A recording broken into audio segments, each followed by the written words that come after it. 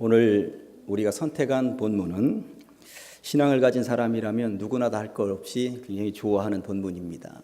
구하면 주시겠다고, 찾으면 찾아낼 것이라고, 그리고 문을 두드리면 열릴 것이라고 말씀하고 있기 때문에 그렇습니다. 이보다 더 좋은 말씀이 어디에 있을까요? 이 말씀은 어찌 보면 만병통치약과도 같은 말씀이고요, 만사형통으로 가는 지름길을 발견한 것 같다 하는 생각이 들게 하는 말씀이기도 합니다. 우리 기독교인은 외부에서 볼 때 기도하는 사람들이라고 정평이 나 있습니다. 기도를 빼놓고 우리 기독교의 정체성을 이야기할 수 없는 것입니다. 우리는 기도를 통해서 하나님께 나아가는 것이고요, 그리고 기도를 통해서 주님의 음성을 듣게 되는 것입니다. 이런 말이 있습니다. 기도는 설교보다 위대합니다. 왜냐하면 설교는 하나님에 관해 말하는 것이지만 기도는 하나님과 직접 말하는 것이기 때문입니다. 멋진 말이죠. 다시 한 번 더 말씀을 드려보겠습니다. 기도는 설교보다 더 위대합니다. 왜냐하면 설교는 하나님에 관해 말하는 것이지만 기도는 하나님과 직접 말하는 것이기 때문입니다. 여러분들은 교회에 와서 설교를 듣고 가는 것으로 만족한다면 하나님에 관해 듣고 가는 것으로 끝나는 것입니다. 그런데 이곳에 와서 잠깐이라도 기도하고 주님과 소통하고 간다면 하나님과 직접 대화하고 가는 것이죠.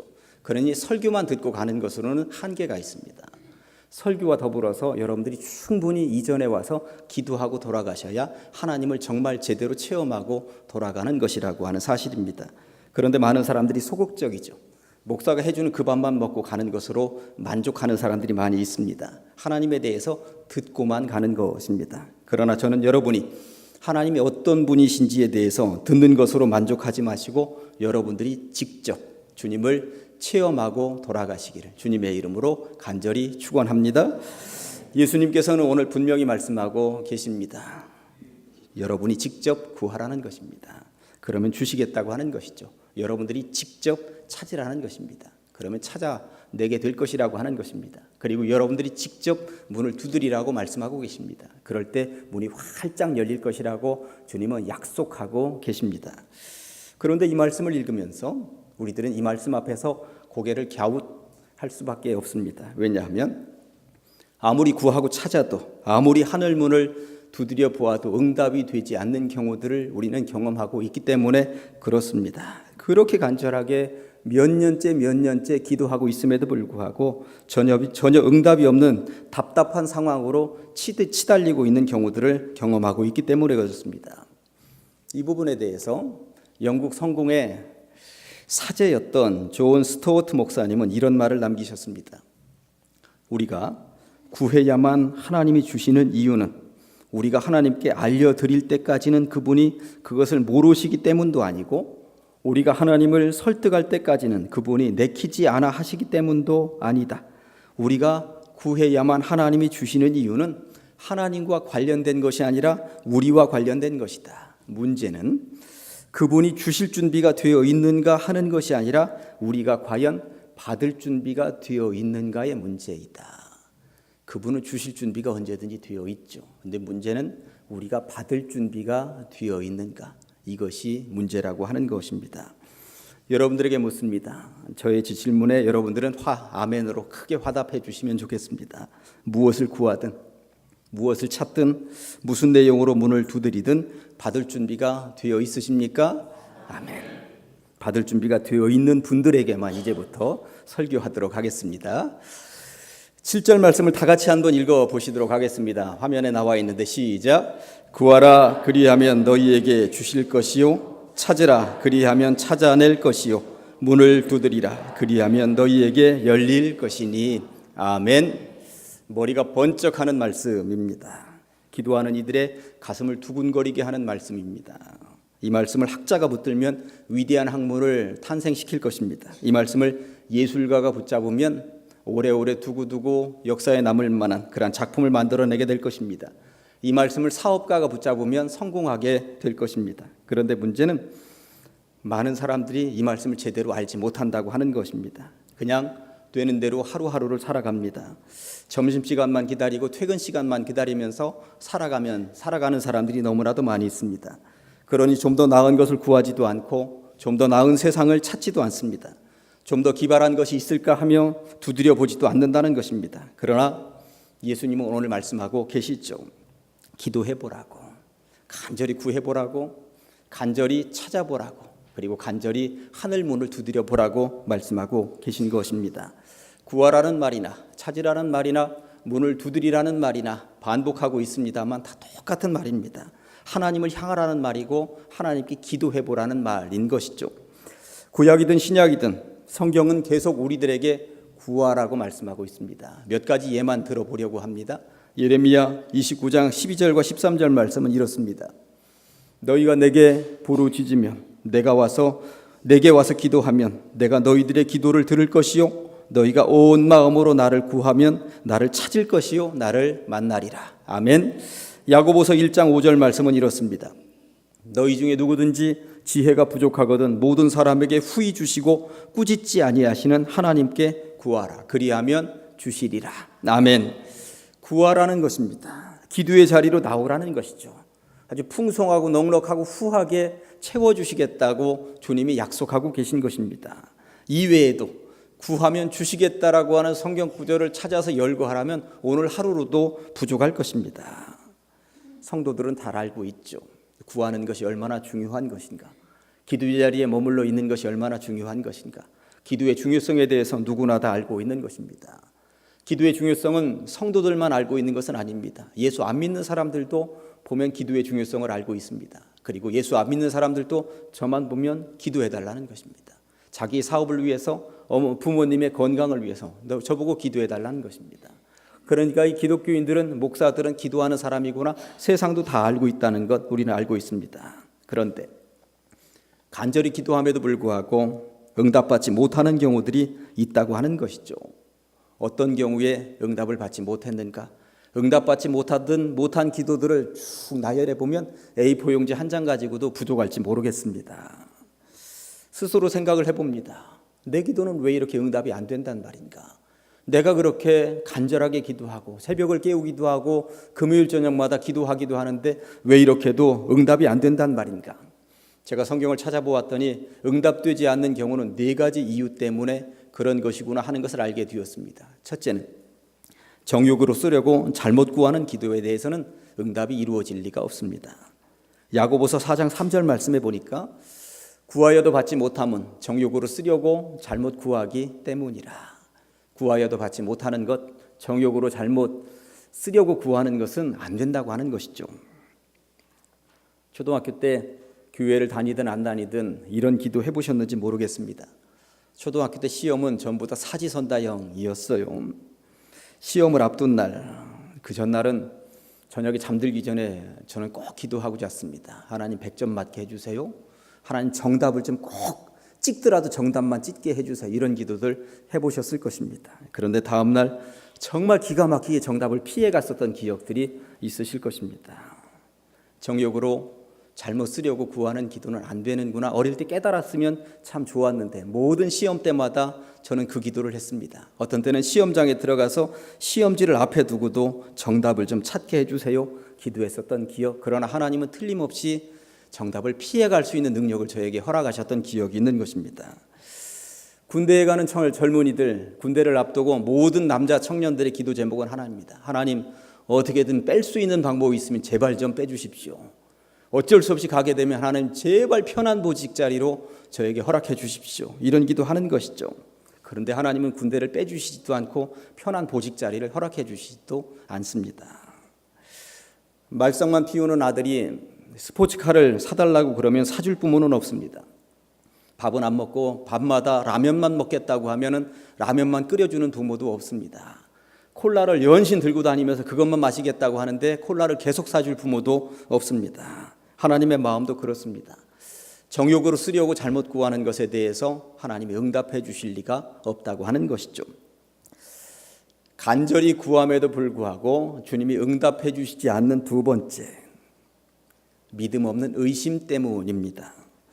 의심은 기도 응답을 가로막는 최대의 걸림돌이죠.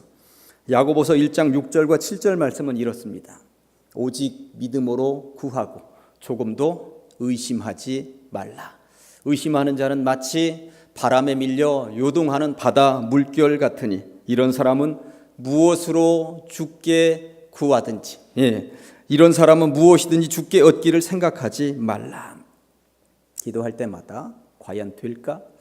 이런 생각을 가지고 기도하는 사람들 있고요. 그리고 1년, 2년 기도해보고 5년, 10년 기도해보면 그냥 기도하고 입으로 되뇌이기는 하는데 확신이 사라지는 순간이 있습니다.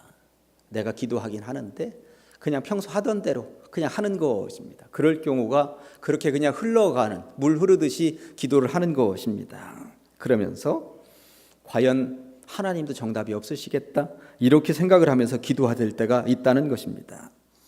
하나님을 향한 의심이 기도 응답을 방해하는 것입니다. 마태복음 21장 22절에서 예수님은 이렇게 말씀하셨습니다. 너희가 기도할 때에 무엇이든지 믿고 구하는 것은 다 받으리라.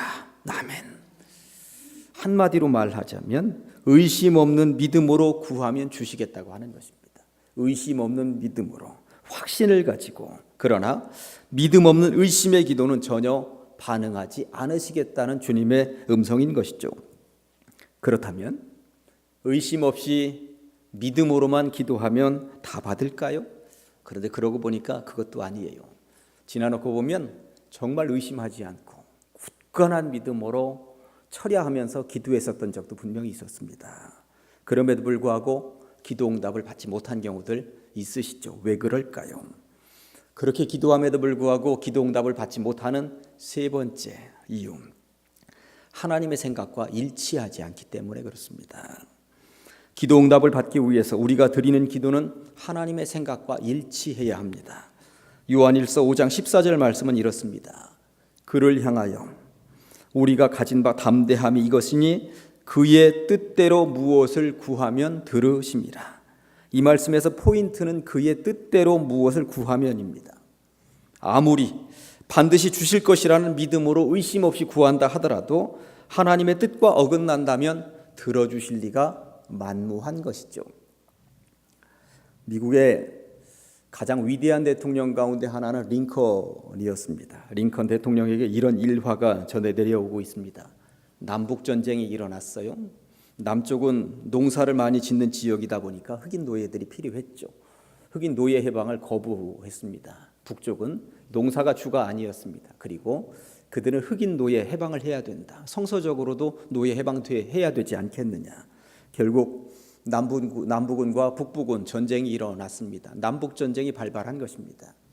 남쪽이든 북쪽이든 전쟁을 하면서도 주일이 되면 그들은 예배를 드렸습니다. 그리고 기도했습니다.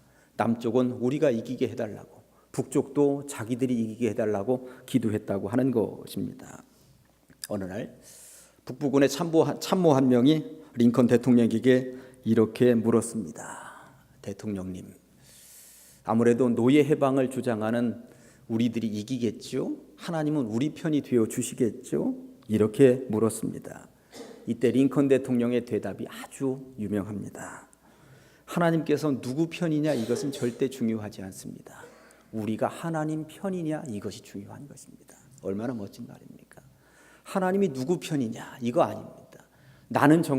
우리는 정말 하나님 편인가? 내가 하나님 편인가? 이게 중요하다고 하는 것입니다.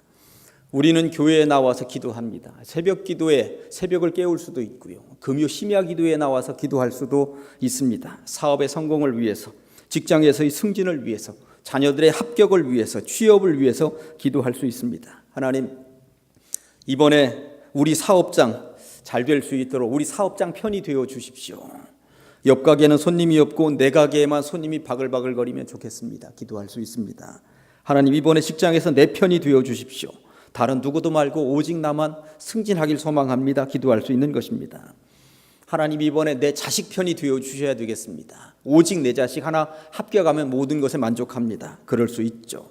그런데 여기에서 정말 중요한 것은 그런 소원의 제목을 가지고 기도하는 나는 하나님 편인가? 하나님께서 정말 원하시는 대로 살고 있는가? 이것을 따져 물어야 한다고 하는 것이죠. 여러분들에게 묻습니다. 여러분은 하나님 편이십니까? 정말 하나님 편이어야 된다는 것입니다. 내가 하나님 편이 아니면서 평소에는 하나님 편으로 살지도 않았으면서 늘 기도할 때마다 하나님은 내 편이 되어달라고 기도하면 이게 마땅하냐 이 말인 것이죠. 구약 여호수아 5장에는 정말 은혜로운 장면 하나가 등장을 하는데, 이제 이스라엘 백성들이 여호수아 장군을 따라서 요단강을 건넜습니다. 요단강을 건너기 전에 그 광야 마지막 요단강 건너기 직전에 이스라엘의 위대한 지도자 모세는 죽었죠. 그리고 뒤를 이어서 여호수아 장군이 백성들을 이끌고 요단강을 건너간 것입니다.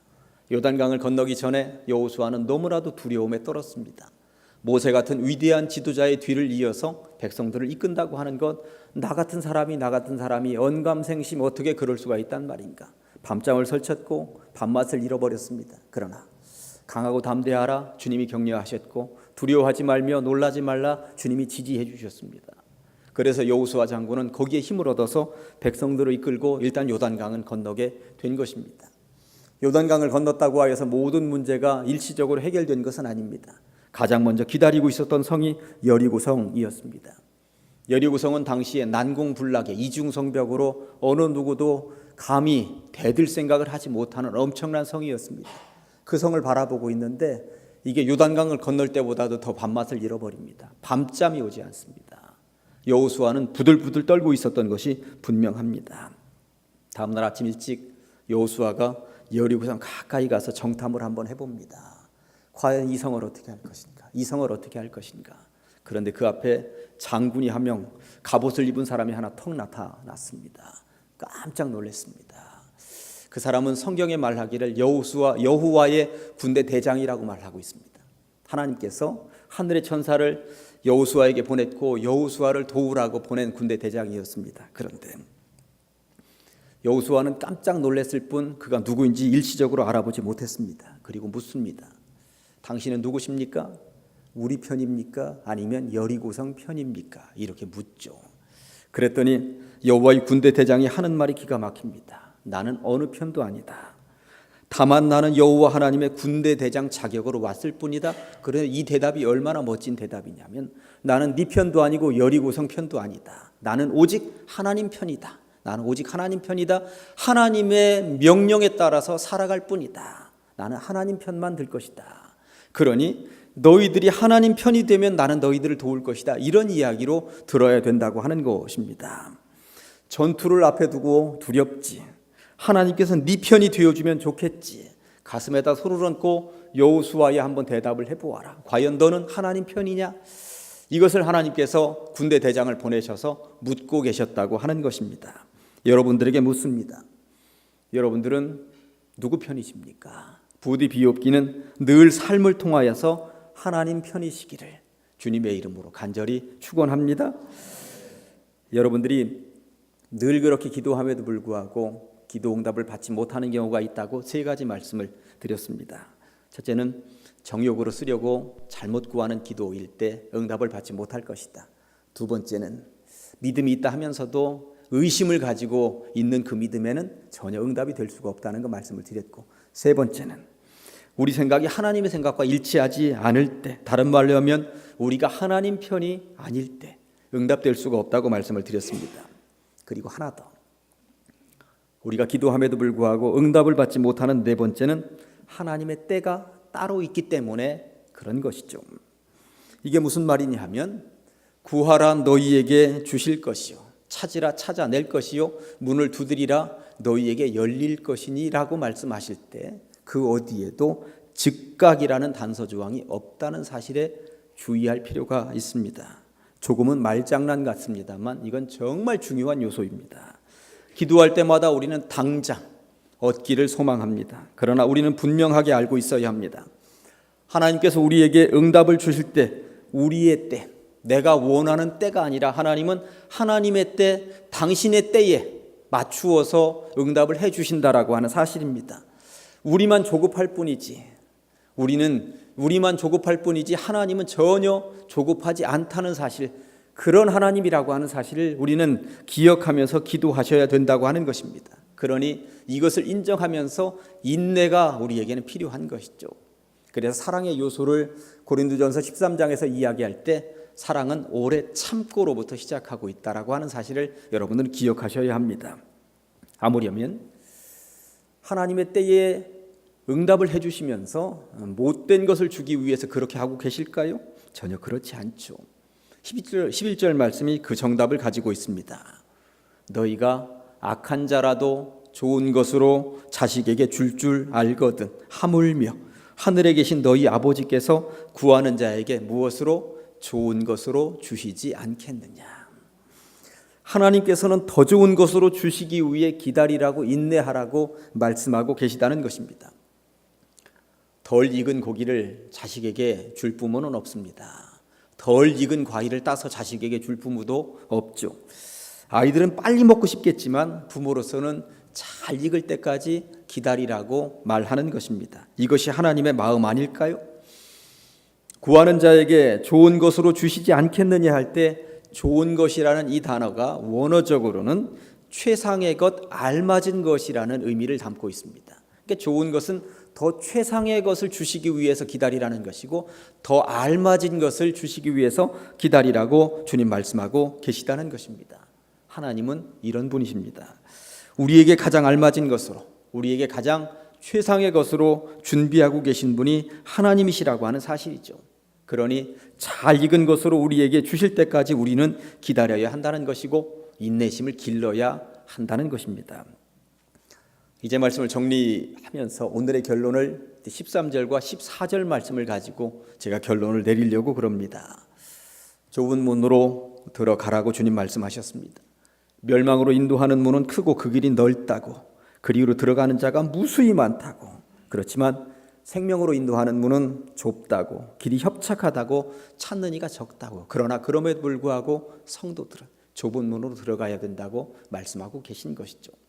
과연 앞에 예를 들었던 구하라나 이런 말씀들하고 이 좁은 문하고 무슨 관련이 있단 말인가? 제가 최근 몇 달 동안 마태복음 5장, 6장, 7장 산상보훈을 중심으로 해서 설교를 했습니다. 이제 거의 산상보훈의 마지막 부분에 와 있는데 다음 주면 산상보훈이 이제 끝이 납니다. 산 위에서 예수님께서 들려주셨던 보배로운 말씀들이었습니다. 그러나 제가 매 설교 시간마다 말씀을 드렸습니다만 어떤 말씀도 쉬운 말씀은 없었습니다. 삶으로 옮기기에는 너무나도 버거운 말씀들의 나열이었다고 하는 것입니다. 먼저 화목하라고, 용서하라고, 이런 말씀도 어려웠습니다.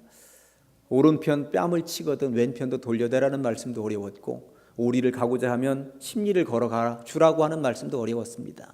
속옷을 가지고자 하면 겉옷까지 주라는 말씀도 어려웠습니다. 원수를 미워하지 말고 사랑하라고, 오히려 축복하라는 말씀도 참 이게 말씀으로 읽으니 아멘하지 삶을 통해서 실천으로 옮기기는 너무나도 어려운 말씀이었습니다. 대접을 받고자 하는 대로 너희도 대접하라는 말씀도 어려웠고, 비판을 받지 아니하려거든 비판하지 말라는 말씀도 쉬운 말씀은 아니었습니다. 그 어느 것도 쉬운 것은 없었습니다. 삶으로 옮기기에는 너무나도 버거운 것들의 나열이었다고 하는 것이죠. 그러면서 오늘 산상보훈의 마지막 부분에 와서 기도에 대해서 주님이 말씀하고 계시는데, 이 기도의 부분도 그렇습니다. 개인적인 욕심 부리지 말고 하나님의 나라와 하나님의 의를 위해서 기도하라는 거 아닙니까? 의심하면서 기도하지 말라고. 하나님의 생각과 네 생각이 다를 수 있으니 네가 하나님 편인지를 먼저 살펴보고 기도하라고. 하나님의 때가 따로 있으니 인내하면서 기도하라고 주님은 말씀하고 계신데, 이런 내용들도 그냥 무작정 달라고 기도했었던 우리들의 보편적인 기도의 내용에 비추어서 볼 때 이게 기도도 쉽지 않구나. 기도도 순서가 있고 차례가 있고 원칙이 있는 것이구나. 생각을 해보면 참 기도도 어렵구나 하는 것을 알게 됩니다. 예수님은 지금 이 모든 것을 좁은 문과 연결시키고 계신 것입니다. 그렇다면 예수님은 왜 이렇게도 좁은 문으로 들어갈 것을 우리에게 원하고 계실까요? 그것은 우리의 구원, 우리의 영원한 생명 문제와 연결이 되어 있기 때문에 그런 것입니다. 예수를 믿고 따른다 하면서 세상과 똑같아서야 되겠느냐고 주님은 묻고 계신 것이죠. 여기서 우리는 이 말씀을 정리하면서 한 가지 의문점을 가지고 오늘 본문을 읽어야 합니다. 구하면 주시겠다고, 찾으면 찾아낼 것이라고, 두드리면 열릴 것이라고 말씀하셨는데 도대체 뭘 구하라고 지금 말씀하고 계실까? 무엇든지 이렇게 얘기는 하지 않으셨습니다. 근데 뭘 구하면, 또 뭘 찾으면, 어디를 두드리면, 이 말씀인 거거든요. 도대체 어떤 기도 제목을 가지고 기도하라고 말씀하고 계신가? 오늘 보면 7절에 그 말씀이 나와 있습니다만 8절을 앞으로 거꾸로 필름을 돌려보면 마태복음 6장 33절에 정답이 나와 있습니다. 같이 한번 보실까요? 시작. 너희는 먼저 그의 나라와 그의 의를 구하라. 그리하면 이 모든 것을 너희에게 더하시리라. 아멘. 연결시켜서 보셔야 되는 것입니다. 가장 먼저 구해야 되는 것이 무엇인가? 하나님의 나라와 하나님의 의를 구하는 것입니다. 기도에도 순서가 있다는 것입니다. 우리는 새벽 기도할 때나 다른 여타의 기도할 때 주기도문을 가지고 마무리를 많이 합니다. 주기도문을 보시면 하늘에 계신 우리 아버지, 아버지의 이름을 거룩하게 하시며 아버지의 나라가 오게 하시며 아버지의 뜻이 하늘에서와 같이 이 땅에서도 임하게 하소서. 우리는 주기도문의 앞부분에서 아버지, 아버지, 아버지, 예수님이 기도의 순서를 알려주고 계신 것입니다. 기도할 때 무조건 내 욕심적인 것들, 내가 원하는 것들 무조건 달라고 하지 말고 하나님의 이름을 먼저 높여드리고 하나님께 먼저 영광을 올려드리고, 그리고 하나님께 영광 돌리는 것들을 다 한 이후에 너의 기도 제목이 무엇이냐? 일용할 양식이 필요해? 원수들 용서하는 것이 필요해? 시험 당하고 있어? 그 뒤에 것은 그 뒤의 순서로 따르라고. 기도에도 순서가 있다고 예수님이 말씀하고 계신 것입니다. 어버이날이 얼마 남지 않았는데 시골에 어버이날 부모님 찾아가서 무조건 손부터 벌리는 사람이 있겠습니까? 예의를 갖추어야죠. 부모님께 예의를 갖추듯이 하나님께도 예의를 갖추어야 된다라고 하는 것입니다. 오늘 보면 12절 말씀도 이렇습니다. 그러므로 무엇이든지 너 남에게 대접을 받고자 하는 대로 너희도 남을 대접하라. 이 말씀은 하나님께 기도하는 것을 풀어보면 하나님께 기도 응답 받고 싶지? 그러면 너도 하나님께서 원하시는 기도를 하면 되잖아. 이 말씀으로 읽어도 된다는 것입니다. 살면서 우리의 기도 제목을 나열해 보면 부지기수로 많이 있습니다. A4 용지로 몇 장을 기록할 수도 있습니다. 그러나 좁은 문 기도는 어떤 기도일까요? 정욕으로 쓰려고 잘못 구하지 않는 기도, 의심 없는 믿음으로 구하는 기도, 하나님의 생각과 일치한 기도를 함으로 내가 하나님 편이 되는 기도, 그리고 즉각이 아니라 하나님의 때를 인내함으로 기다리는 기도 아닐까요? 이를 위해서 우리는 먼저 하나님의 나라와 하나님의 의를 구하면서 하나님께 영광, 하나님의 이름을 높여드리고 주님 홀로 영광 받으시옵소서 먼저 할 수 있어야 된다는 것입니다. 그런 이후에 주님께서 우리들에게 나머지는 다 선물로 주시겠다고 말씀하고 있는 것, 이 말씀에 견주어서 우리가 세상적인 것만 너무 요구하면서 그랬던 것을 뒤로 하고 주님의 이름을 먼저 높여드릴 수 있는 그러한 삶을 통하여서, 그런 기도가 지금 보기에는 바늘구멍을 통과하는 것처럼 좁아 보이지만 우리를 생명으로 인도하는, 영생으로 인도하는 기도라는 사실을 분명히 인식하시고 이제까지 우리가 삶으로 가지고 있었던 세상 기도 나열, 이거 뒤로 잠깐 물려두시고 하나님의 나라, 하나님의 의, 하나님께 영광, 주님의 이름만이 드러나는 삶을 우선적으로 올려드리면서 기도에 변화를 주시기를, 그래서 주님으로부터 응답받기에 충분 조건을 가지고 있는 모든 성도님들 다 되시기를 주님의 이름으로 간절히 축원합니다. 기도하십니다. 하나님 아버지 감사합니다. 그동안 주님 전에 무릎 꿇을 때, 기도할 때 우리가 요구하는 것들이 너무나도 많이 있었습니다. 정욕으로 쓰려고 잘못 구하기도 했고, 믿음이 없이 의심으로 구하기도 했고, 하나님 편이 아니면서 하나님께는 늘 내 편이 되어달라고 때를 쓰듯이 기도했던 것은 아닌지, 또 즉각 이루어지지 않는다고 인내하지 못했던 것은 아닌지 하나님 용서하여 주시옵소서. 이제 기도의 틀을 바꾸게 하시고 하나님의 나라와 하나님의 의를 먼저 구할 수 있는 주의 백성들 다 되게 하여 주시옵소서. 그리함으로 이 모든 것을 내가 너희에게 주겠다고 약속하셨던 것을 삶을 통하여서 체험하는 주의 백성들 되게 하여 주시옵소서. 예수님의 이름으로 기도합니다.